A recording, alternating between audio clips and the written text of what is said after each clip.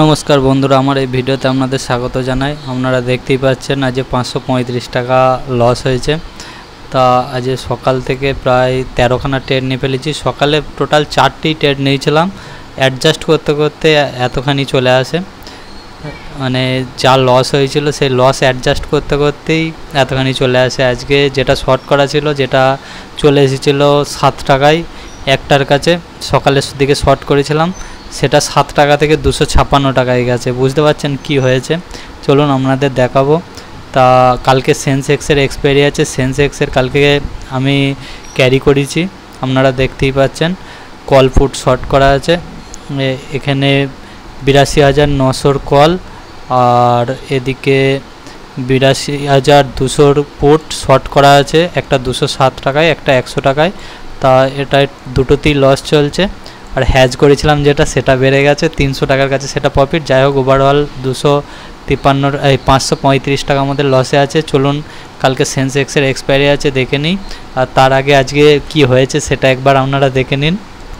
এটা 25,100 কল, আমার এটা শর্ট করা ছিল এই প্রায় 30 টাকার কাছে শর্ট করা ছিল, যেটা চলে আসে 1:45, যেটা 7 টাকায় চলে আসে।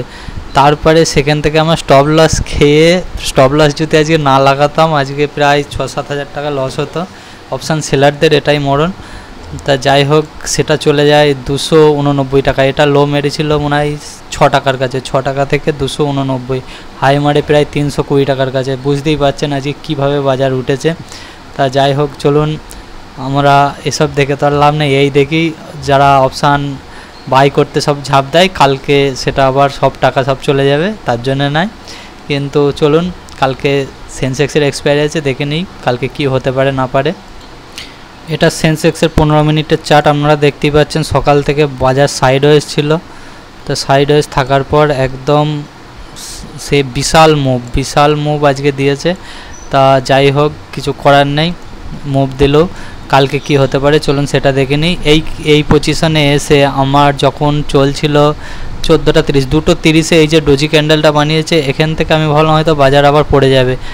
এইখানে গিয়ে আমি 2:46 নাগাদ কল শর্ট করি, যেটা 82,900 কল ছিল। সেখান থেকে বাজার এত পরিমাণ উঠে যায়, সেটা ইন দ্য মানিতে গিয়ে ক্লোজ হয়। বাজার ইন দ্য মানিতে চলে যায়, 300-400 পয়েন্ট একবারে ঝেড়ে মুভ দেয়। তা আমি পুরো ফেসে আছি, কালকে দেখা যাক কি হয়। কালকে আশা করছি যদি ফ্ল্যাট খোলে কিংবা হালকা গ্যাপ আপ খোলে, তাহলে আমার সঙ্গে সঙ্গে পজিশন এক্সিট করতে হবে। আর যদি আজকের 82,700 নিচে খুলে যায়, তাহলে কিন্তু আমি পজিশন যেটাই আছি সেটা মনে হয় প্রফিটে চলে আসবো, কারণ টাইম ডিকে করবে, তার জন্য প্রফিটে চলে আসবো। যাই হোক, আজকের ডে হাই 83,000কে যদি ক্রস করে, তাহলে আবার একটা শর্ট কভার মুভ আমরা দেখতে পারি, যেটা 83,500 নিয়ে যেতে পারে। তা এডিএক্স দেখলে আপনারা এডিএক্স পিসিআর দেখলে আপনারা বুঝতে পারবেন। চলুন সেগুলো একবার দেখে নিই। পিসিআর দেখি আমি এটাকে ক্যারি করেছি। সেন্সেক্সের পিসিআর হচ্ছে 1.42, যেটা পজিটিভ, ভীষণ পজিটিভ। কিন্তু ম্যাক্স পেন হচ্ছে 82,500, বাজার চলছে 82,962। এইটা দেখি আমি কিন্তু ক্যারি করেছি আমার ওই পজিশন। কালকে যাই হোক, নিচের দিকে একটু আসলে সাইড ওয়াইজ হয়ে যাবে। যদি গ্যাপ ডাউন খোলে তাহলে তো বাজার সাইড ওয়াইজ হয়ে যাবে, কারণ ওপরের কল ফুট দুটি শর্ট হয়ে যাবে, তারপরে বাজার সাইড ওয়াইজ হয়ে যাবে। তা চলুন আমরা দেখে নিই অপশানগুলি, অপশান চেনটা, অপশানে কি করেছে আজকে এফআইডিআইরা ওপেন ইন্টারেস্টে কি করেছে একটুখানি দেখে নেওয়া যাক। সেন্সেক্সের ওপেন ইন্টারেস্ট দেখলে আপনারা বুঝতে পারবেন 83,500ই সবচেয়ে বেশি, 84,000 কোনো রিস্ক নেইনি। এফআইডিআইরা পুরো মনে হয় 44,000-এ আর 84,000-এ, এদিকে 82,000-এ কল রাইটিং আর পুট রাইটিং আছে। মাঝে সেরকম ধরতে গেলে 82,500 আর এদিকে 83,500, আর 83,000 একখানা সাপোর্ট আছে। 83,000 সাপোর্ট যদি কোনো রকম ব্রেক করে, কালকে আবার শর্ট কভার হবে, এটুকুনি নিশ্চিত। আমি শুধু ভাবছি কালকে গ্যাপ ডাউন যদি খোলে, আমার এই যে পজিশন আছে সেটা 582 টাকা লসটা হয়তো রিকভার হবে। আর যদি কালকে কোনো রকম সাইডওয়েজ কিংবা একদম ফ্ল্যাট কিংবা গ্যাপ আপ খোলে, তাহলে আমার পজিশনে 12টা বেজে যাবে। তা যাই হোক, কালকেই দেখা যাবে কি হয় না হয়, এখন কিছু করার নেই, ওসব ভেবেও লাভ নেই।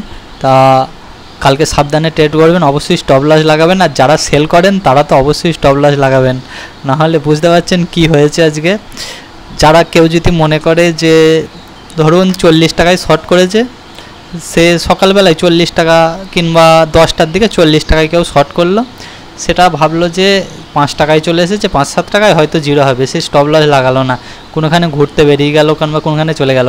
তার কাছে যদি 1000 কোয়ান্টিটি থাকে, 1000 কোয়ান্টিটি যদি থাকে, 1000 কোয়ান্টিটি ধরুন শর্ট করে রেখেছে, এবার 1000 কোয়ান্টিটিটা চলে গেল, ওর শর্ট করা ছিল 40 টাকায়, হতো কত, 40 টাকায় শর্ট করা আছে, যেটা যদি জিরো হতো তার লাভ হতো 1 2 3 4 40,000 টাকা প্রফিট হতো।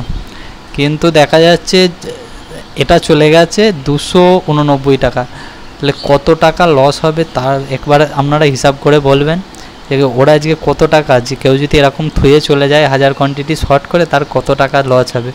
কারণ 40 টাকার মালটা চলে গেল 289 টাকা, 300 টাকায় ধরুন, 300 টাকায় যদি হয়, ওরা আজকে পুরো ক্যাপিটাল ওয়াশ আউট হয়ে যেত।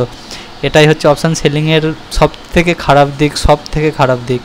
যাই হোক, সে খারাপ দিকেই এখন করতে হবে, কিছু করার নেই। আমি আবার মাঝে পড়ে এগুলো আবার ক্যারি করলাম, দেখা যাক কালকে কি হয়।